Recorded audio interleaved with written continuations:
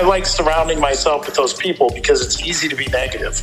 There's 100 ways to usually succeed. It's easy to sit there and be fearful that it's going to fail. I spend time on the things that I can foresee that go through. Generally speaking, as a person, need to find a couple of things that entertain you. After a decade of leading teams in the tech industry, mentoring and developing people, observing professionals go through various stages in their career growth, having lived through a few burnouts personally, and seen others feeling empty and unfulfilled despite professional success, I'm curious to interview some of the most happy and fulfilled people in the tech world that I have met over the years to learn about what it is that drives their sense of joy and happiness. My name is Kiril Abazher, and this is Happy Tech, podcast about how to be happy in the tech industry.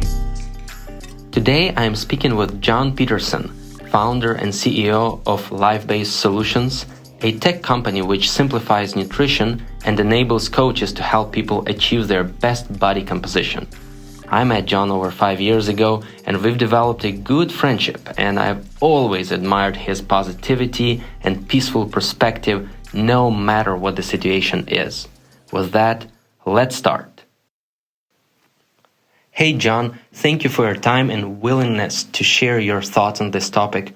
I'm excited to have this conversation and learn about what it is that makes you happy in what you do, and find out how do you work through the ups and downs in your work and life in general.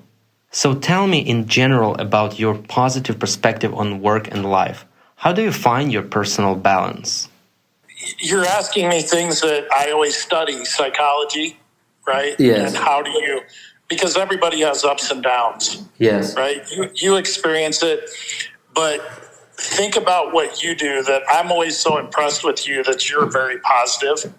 And so I like surrounding myself with those people because it's easy to be negative. Mm-hmm. Right? It's always, there's 100 ways to usually succeed, right? I always call it my 7 pathways to success. You have to be flexible enough to go, look, there's 7 ways I can make this thing work. Mm-hmm. And if I can identify 7 ways in which the software could potentially go and make money, this way gets shut down, no problem. This way. You know, you never know which one's going to be the boom, right? That goes, wow. It's easy to sit there and be fearful that it's going to fail. Well, there's just one thing with failing, right? It's just fear of failure. There's not 7 pathways to failure. It's you're going to fail, right? So I don't spend any time on that. I spend time on the things that I can foresee that go through. And the balance that you talk about, that, like, to be honest with you, I literally look at certain things that I do because I can get really focused and just work. Mm-hmm. Like, I could literally sit down in my office and work 17 hours a day, never go home, just go sleep, come back and work, right? Yes. And I'm perfectly content to do that. Yes. I have to guard against that, right? That I got to rip myself away. So whatever it may be, you have your drums. Yes. Right? Obviously, we have kids and family, but I'm trying to leave that out because that's kind of a known for everybody. Mm-hmm. But you, generally speaking, as a person, need to find a couple of things that entertain you. Maybe it's reading a book. Maybe it's learning a foreign language, which has always been on my bucket list. For me, it's the stock market, right? Mm. I got on to COVID. I was fascinated with the stats of COVID, right? And so every day I try to spend a little bit of time reviewing that stuff. I don't spend a lot of time on it. For some people, it's politics. To me, that's a drag down to crap, but some people thrive on it and love it, find it fascinating. Some people it's history. Some people it's running, working out, eating right. I think when you get into especially a corporate environment where you go, right, you do your job, you become complacent because you become good at your job. There's nothing new necessarily.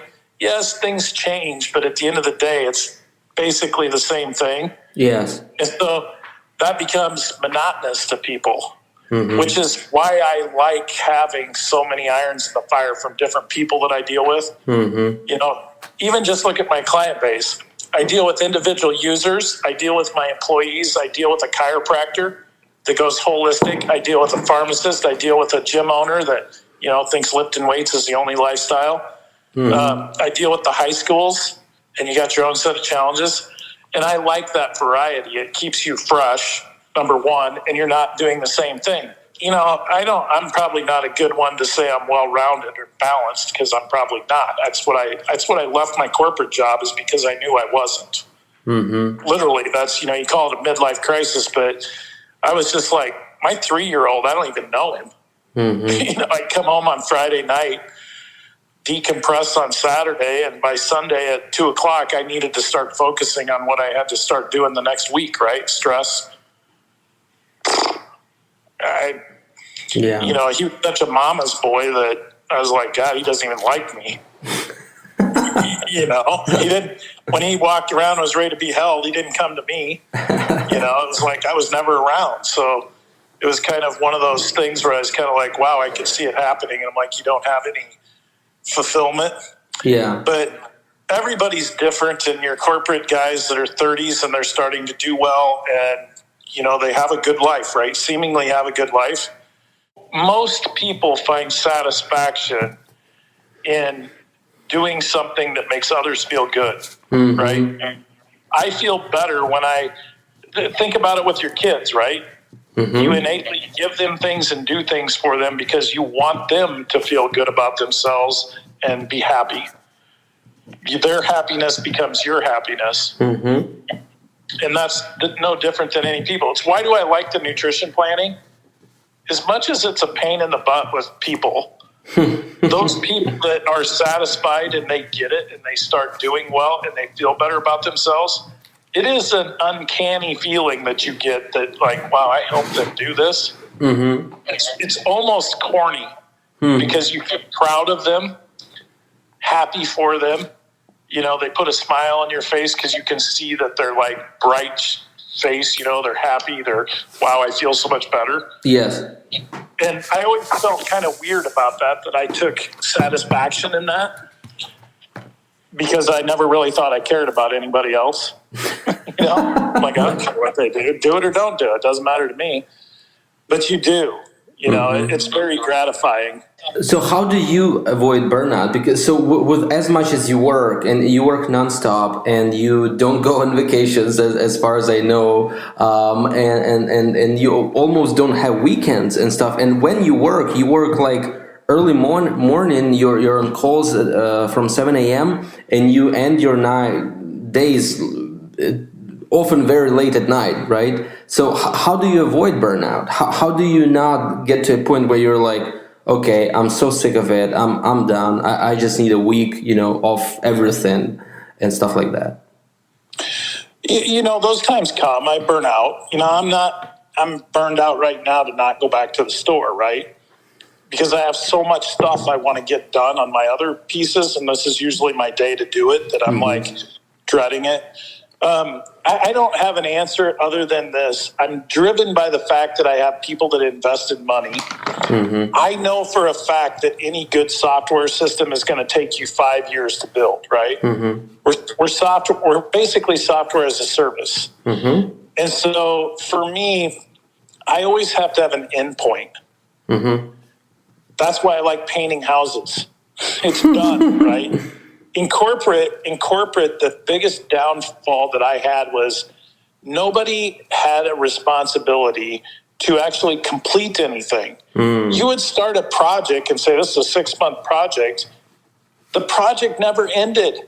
It just get extended, and it would go, and it would go, and you know, it's like, really?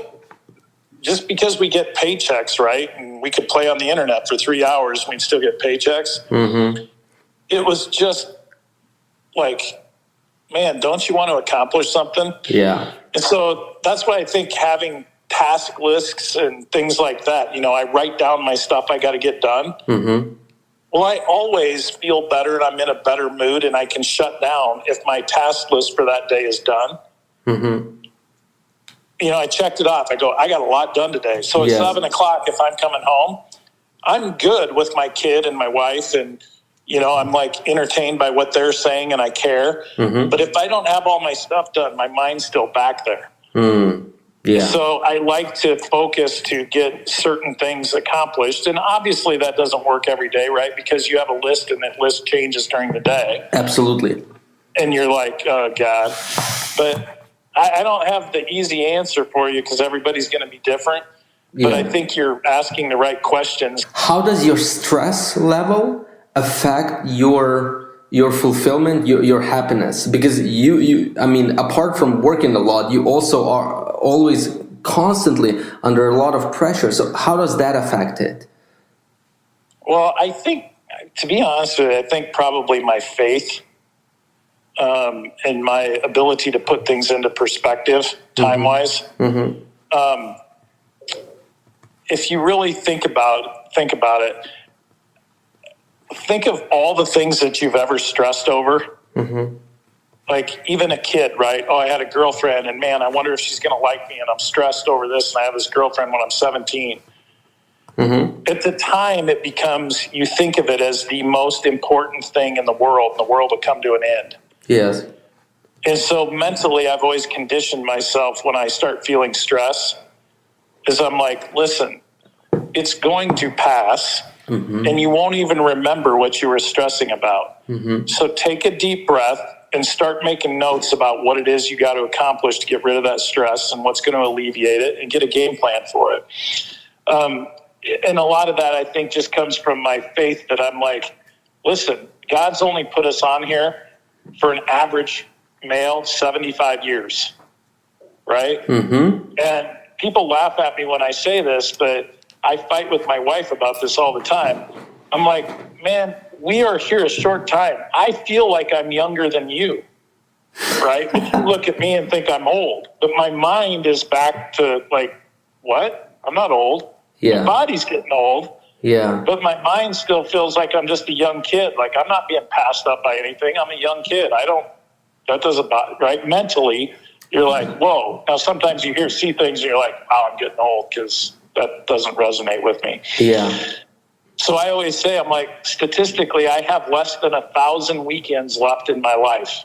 I am not going to ruin a weekend, right? I'm not going to fight. If you want to fight with me and you're pissy about something, pick a different day, right? That's what I'll tell my wife. It doesn't work very well, by the way, but I do say that to her all the time. And I'm like, in the grand scheme of things, this little time is just a fraction of time that I'm stressing over something.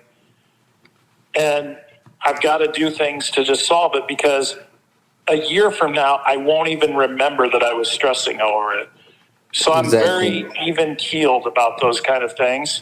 Sometimes my wife will say I don't have a heart, or I don't have a pulse, or I don't have a care, And I'm like, no, I don't. I try not to get too high or too low. And that's a conditioning thing. And if I'm getting too low, right, I got to go focus on things that make me happy.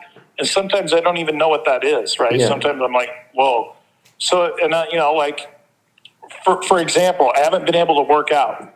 I've been going nonstop because we're in a supplement crunch and we can't get products made, and I have nothing in my store. And I'm like, I'm going to go out of business. Wow. Stress, right? And so I've been dealing with that. Well, I know right now that when you go 8 days without working out, now I'm like at the mode where I'm like, God, I'm too tired. I don't want to go work out. I know I just got to force myself to go down there, because as soon as I get it done and the endorphins flow, number one, I'll be back on track quickly. And number two, all of those things seem to become clearer to me that they're not that big a deal.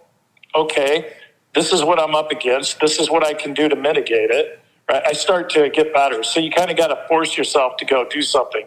Kind of like you, like when you told me you're going to drummer camp, right? I'm sitting there going, man, I am so jealous. Not that I want to drum. I mean, I would, but I'd suck, so I'd never learn it. But I was jealous because you run a much bigger company than I've ever done. and you're busy all the time, right? You could work 24/7 and still never feel like you're exactly. Yes, yeah.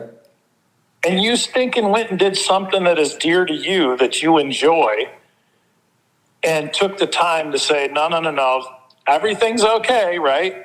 The mere fact that you missed a few days, the world didn't come to an end, the building's still there, the clients are still there, it's still there. And I'm sitting there going, man, I got to be more like Kiril. I just got to go sometimes. That's what I did for Christmas.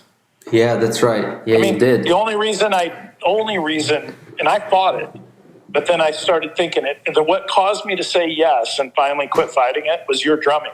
Huh, really? Literally, that's what I thought of. Oh, wow. I'm like, if frickin' Kyryl can go to Germany and go to band camp for 4 days, and in the middle of running a business like that, I can certainly go over Christmas, take my kid golfing, give him a good time, and unplug for a while. Hey, I'm really glad to hear that I was finally a good example to you in at least something. You're a great example for me, actually. You'd be surprised at how many times I compare to what would Kyryl do. Oh, good. Well, then maybe we should hang out more. Yeah, well, I'm just saying, I always like your positivity. You don't have negative things to say. Hey, thanks for listening to this episode. I hope it was useful for you. If you thought of someone who you think might need to hear some of this stuff, I encourage you to share this episode with them. Again, thanks for listening, and if you want to hear more fresh perspectives from other people, leave me a comment or send a feedback note, and I'll keep recording this and share what I learned from others. Have a terrific day.